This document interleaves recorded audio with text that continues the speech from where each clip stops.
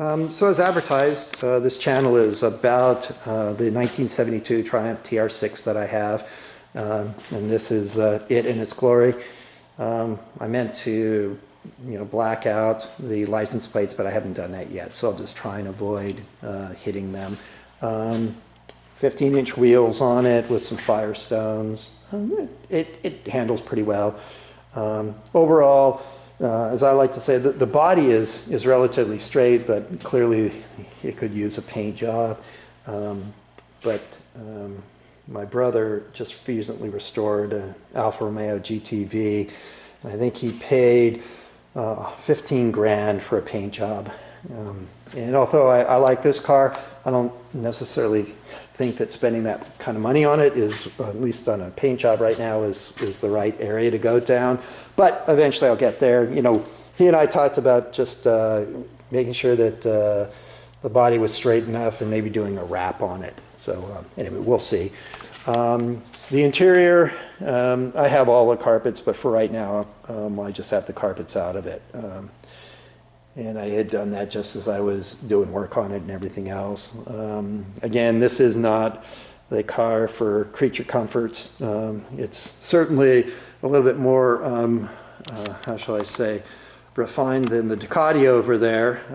But for the most part, this is a good just, cruising around with the wife when the weather's nice here in central Connecticut, which, believe it or not, does happen occasionally. We have a 2005 Porsche 911, and this is the car that if we're going to head out and go to a club meeting or want to be a little bit more civilized, we'll take it. So it's always nice to have options. We have way too many cars. I think right now our car count is up to 5 cars for 2 people, but we use them all, so I'm not going to complain. Again, as I mentioned in the previous video, I've ordered a lift. I'm not sure when it'll actually be here. So once I get the lift installed, I can put this thing up on the lift and kind of show you the undercarriage, so you can see the rear differential and the axles and all the other fun stuff. Interestingly enough, everything on the car works, functions. The speedometer actually uses this speedo box. And again, if anybody's kind of interested, I can certainly give you the information. What it does is it's essentially a motor that drives a real cable. And so the cable just hooks up to the back of the Speedo. And then over on the other side there, it's a little hard to tell, but over on that other side there, that's the actual GPS for the unit. Really kind of a neat system, because I really like the idea of having a real Speedo that still functioned.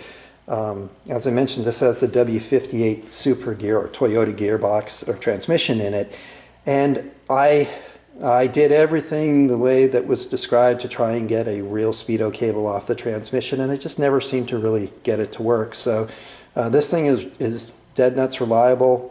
I've checked it with my phone using a Speedo GPS app, and it's spot on. So great addition to the car. I put a link in the first video about good parts, but this is a good parts. It's dual master cylinder conversion, so pretty hefty unit and everything else.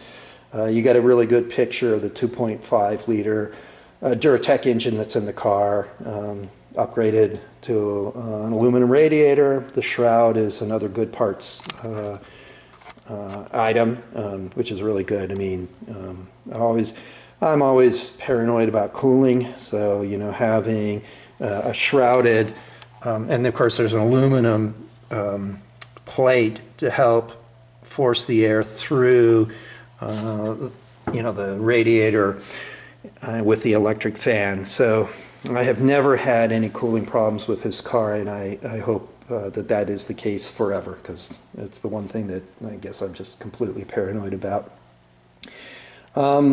Related to the engine that's in the car right now, I'll do a video of it driving and everything else. It's actually very reliable, starts up even if it's been sitting for a few months. We just recently got done with winter, and I refuse to drive the Porsche or the Triumph when there's any remnants of salt on the road. So this year was particularly cold winter.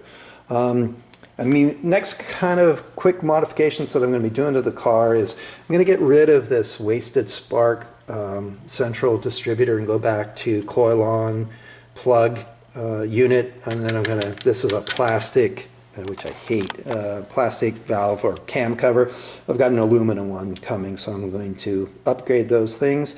And then in addition, I thought at first the individual throttle bodies sounded like a really neat idea. I've just never been really happy with them, so I'm going to move to a slightly different manifold setup just to kind of improve things. You know, it's got a battery out of a Mazda Miata, and then oh gosh, I'll have to look it up, but then I found a really nice battery hold down that is a perfect fit for the battery. So you know, Triumphs, you know, normally battery would come out to about here, and then, you know, there's a couple battery brackets. So it kind of eliminated that and just made it a little cleaner. You can see that, you know, at the back there's a water pipe or a water line that runs off the back of this engine. It's pretty close, but there's probably a 1/4 inch clearance. And I've never had any problems with the car rubbing or anything else.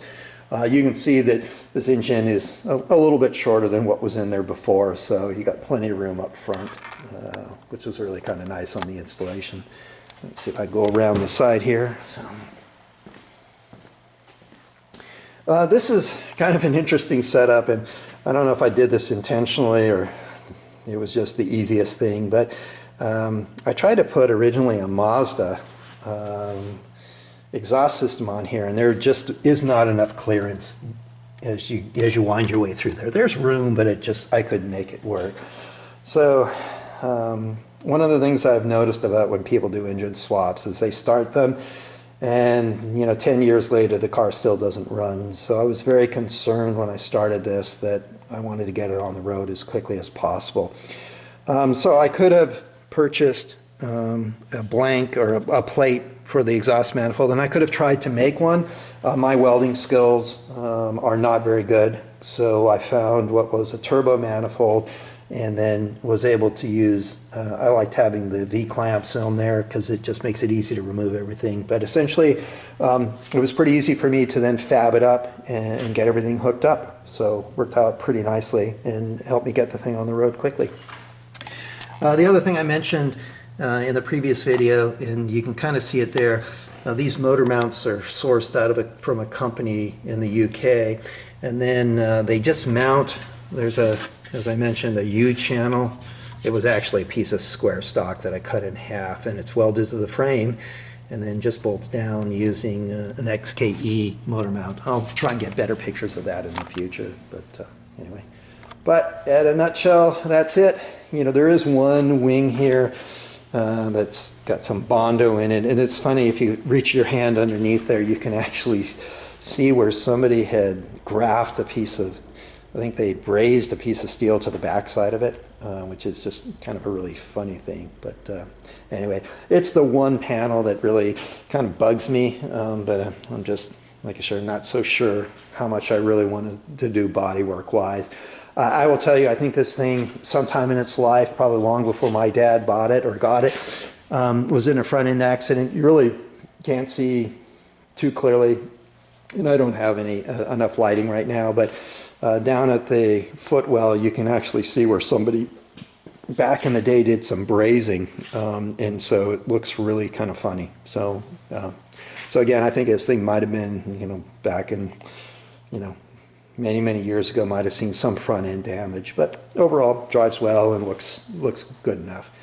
I think the last thing that I'll comment on just before I sign off is this nice grill I got.